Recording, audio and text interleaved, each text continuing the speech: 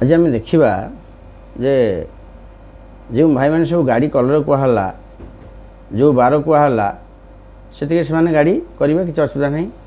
ତାପରେ ସେମାନେ ଗାଡ଼ି କଲା ପରେ କେଉଁ ଠାକୁରଙ୍କ ପାଖରେ ପୂଜା କରିବେ ଆଉ କେଉଁ ବାରେ, ଏଇଟା ଟିକେ ଆଲୋଚନା କରିବା। ମେଷ ରାଶି ମଙ୍ଗଳବାର ଗାଡ଼ି ପୂଜା କରିବେ ହନୁମାନଙ୍କ ପାଖରେ। ତାପରେ ବୃଷ ରାଶି ଶୁକ୍ରବାର ଗାଡ଼ି ପୂଜା କରିବେ ଶ୍ରୀକୃଷ୍ଣ ଏବଂ ଲକ୍ଷ୍ମୀଙ୍କ ମନ୍ଦିର ବା ବାସୁଦେବ ଗାଦି ବା ଜଗନ୍ନାଥ ମନ୍ଦିର, ବୃଷ ରାଶି ବାଲା ପୂଜା କରିବେ। ମିଥୁନ ରାଶି ବୁଧବାର ପୂଜା କରିବେ ସେ ଲକ୍ଷ୍ମୀ ମନ୍ଦିର ବା ଆମର ଯେଉଁ ରହିଲା ଆମର ବାସୁଦେବ ଗାଦି ବା ବର୍ତ୍ତମାନ ଜଗନ୍ନାଥ ମନ୍ଦିର ପୂଜା କରିପାରିବେ। କର୍କଟ ରାଶି ସୋମବାର ଶିବ ପାର୍ବତୀଙ୍କ ପାଖରେ ପୂଜା କରିବେ। ସିଂହ ରାଶି ରବିବାର ଦିନ ଗାଡ଼ି ପୂଜା କରିବେ, ପ୍ରଥମେ ଶିବ ପାର୍ବତୀଙ୍କ ପାଖରେ, ତାପରେ ତାଙ୍କ ରାମଦେବତୀ ପାଖରେ କରିବେ।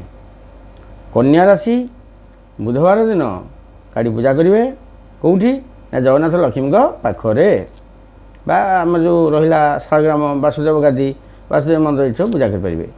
ତୁଳା ରାଶି ଶୁକ୍ରବାର ପୂଜା କରିବେ ଲକ୍ଷ୍ମୀ ନାରାୟଣ ମନ୍ଦିର ଆଉ ବାସୁଦେବ ଗାଦି ପାଖରେ ପୂଜା କରିବେ। ମିଝା ରାଶି ମଙ୍ଗଳବାର ଦିନ ଗାଡ଼ି ପୂଜା କରିବେ ମହାବୀର ମନ୍ଦିରରେ ଆଗ ପୂଜା କରିବେ, ତାପରେ ତୁମ ଗ୍ରାମଦେବତୀ ପାଖରେ କରିପାରିବେ।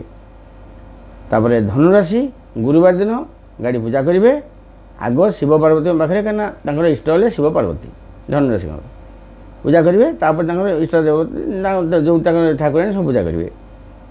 ମକର ରାଶି ଶନିବାର ଦିନ ଶିବ ପାର୍ବତୀଙ୍କ ପାଖରେ ଗାଡ଼ି ପୂଜା କରିବେ, ଅଲଗା ଦିନ କରିପାରିବେନି।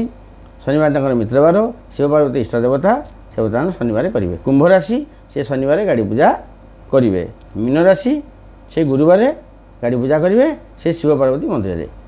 ଏ ତ କାହିଁ କୁହାହେଲା ନା ଯେଉଁ ରାଶିର ଯେଉଁ ଦେବତା ଇଷ୍ଟ ଗାଡ଼ିଟେ ଆସିଲା ସେ ଆଗ ନେଇକି ସେଠି ପୂଜା କରିଦେଲା, ତାପରେ ତାଙ୍କ ଗ୍ରାମଦେବତୀ ଏମିତି ଶିବ ପାର୍ବତୀ ମନ୍ଦିର ସବୁ ପ୍ରକାର ଥିବ ପୂଜା କରିବେ କି ଅଲଗା ଜାଗାରେ ପୂଜା କରିପାରିବେ। ଏଇଟା କଲେ କ'ଣ ହେବ ନା ଯାହା ସହିତ ଯାହାର କନେକ୍ସନ୍ ସେଇଟା କଲେ ତାର ଫଳ ଟିକେ ଭଲ ଆସିବ। ଯଦି ଆମେ କହିବା ହେ ଆମେ କାହିଁ ପୂଜା କରିବା, ଆମେ ତ ଆଣିଲେ ପୂଜା ଉପରେ କ'ଣ କରିବା, ସେମିତି କ'ଣ କିଏ କହିପାରିବ କି? ଯଦି କାହା ଇଚ୍ଛା କିଏ ନ କଲା କିଏ କାହା ବାଧ୍ୟ କରିବ?